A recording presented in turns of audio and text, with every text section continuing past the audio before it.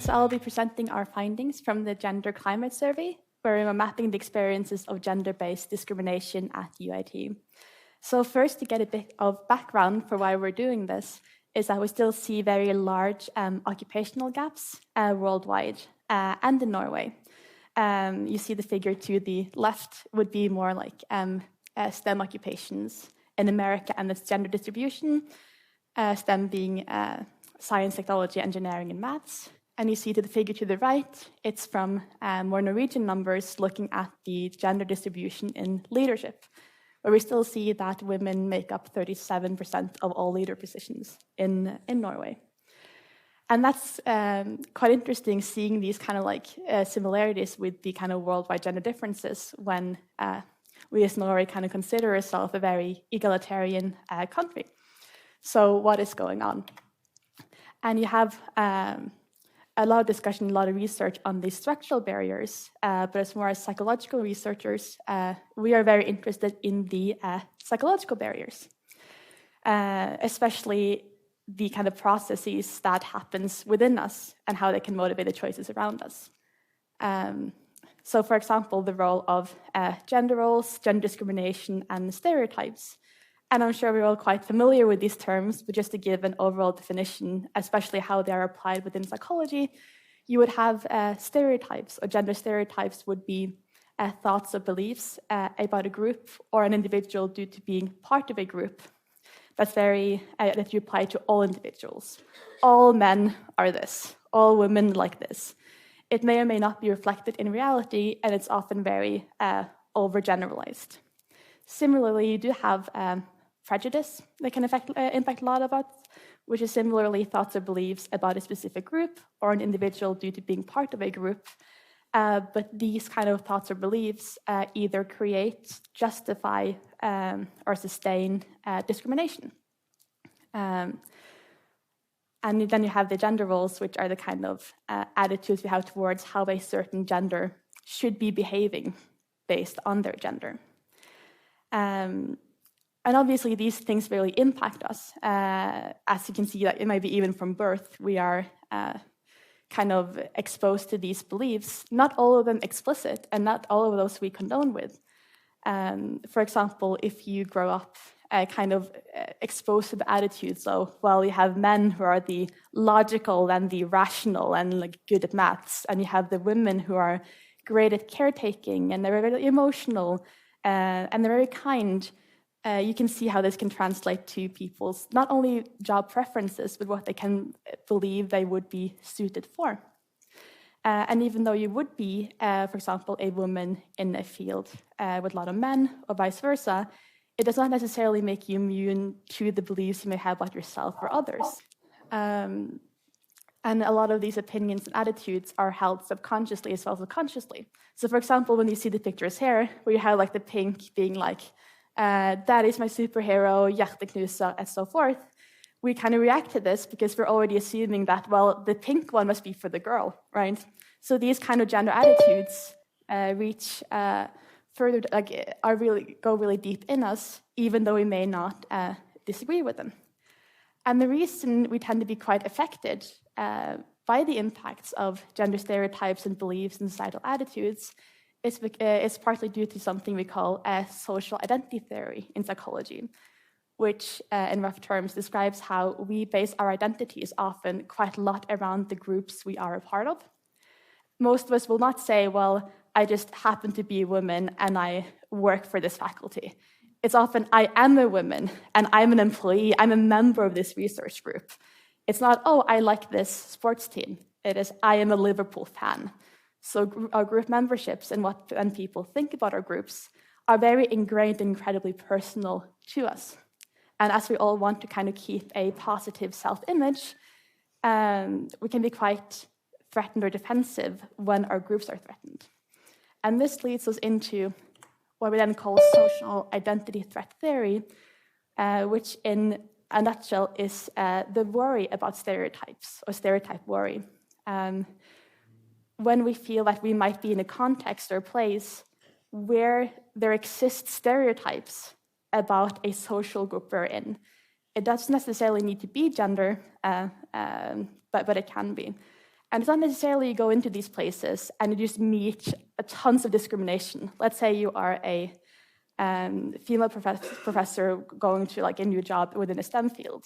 It's not necessarily that you're met with explicit discrimination the moment you walk in the door, but it's kind of knowledge that like, well, they all know what they say about women in maths. You kind of know what attitudes are likely to exist there.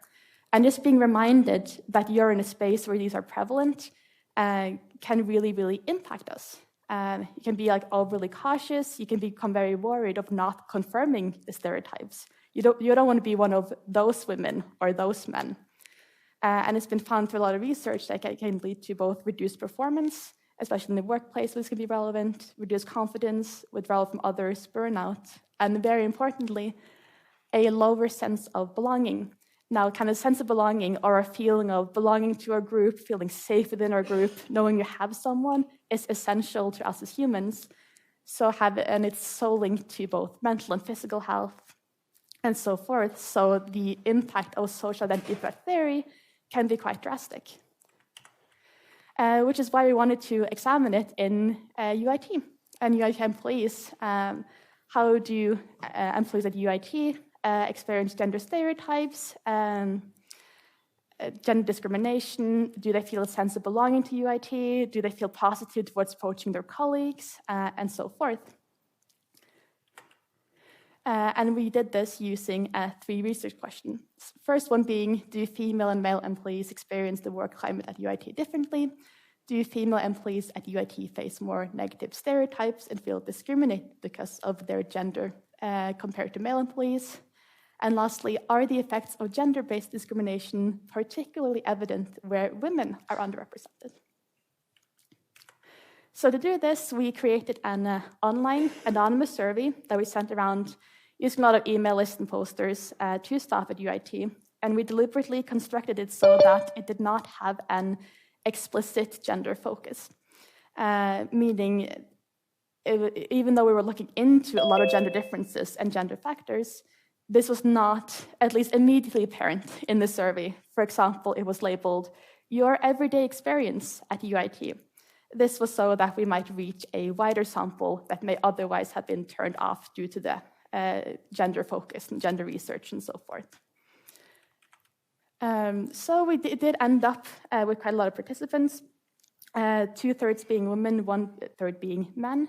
We did have participants with other gender identities, but unfortunately, due to both statistical and ethical concerns, these had to be excluded when doing group analyses, but we do acknowledge the kind of binary focus and binary language of this project. And out of these, around the majority worked in scientific/teaching positions, 1/4 in administrative and technical, and 22 of them in other, which would then, for example, include the library and so forth.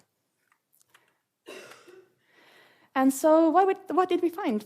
For our first question, do female male employees experience the work climate at UIT differently? The answer is yes, but not by much. Both male and female employees reported high rates of what we call social approach motivation, which is the kind of your motivation to approach your coworkers because you're expecting like a positive social interaction. And both genders reported a high sense of belonging to UIT. Because you see here, you have the 1 being low, the mean score, and the highest at 7.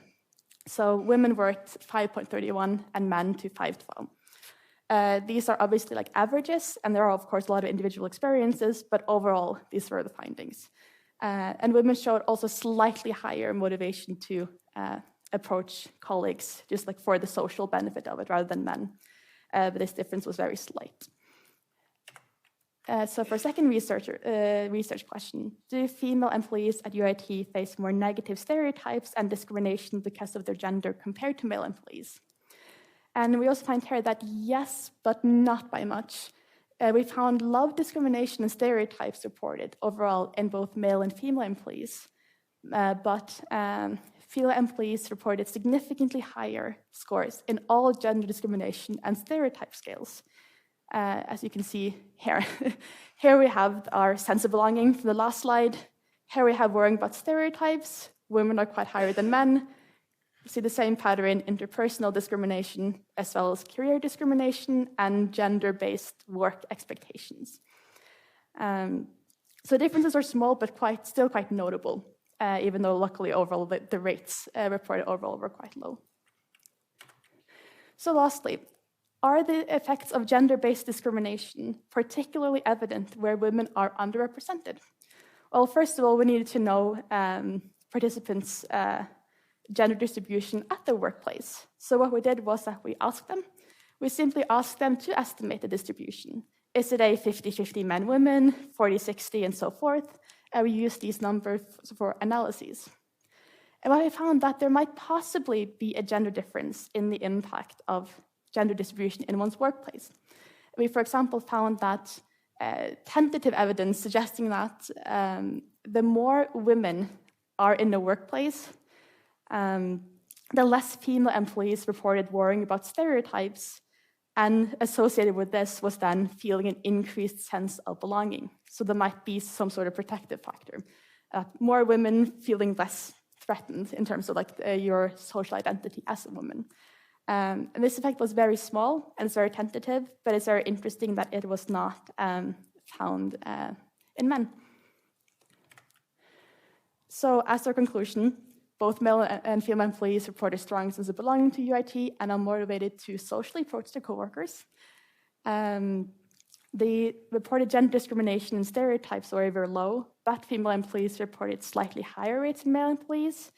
And this is quite notable. Again, seeing as the context of this was in a UIT, it's in Norway, in a highly educated sample, and you still find these notable gender differences. Both in discrimination, but also in how much people worry about either stereotypes being present or confirming stereotypes. And lastly, the more women in the workplace, the less female employees reported worrying about gender stereotypes, and the less their sense of belonging to UIT was affected negatively by gender stereotypes worry. And you see this slight effect here, it would be incredibly interesting to replicate a similar survey in the group or a place that would not be considered as egalitarian as Norway, if you would see the kind of similar effects or something else. Thank you for your attention.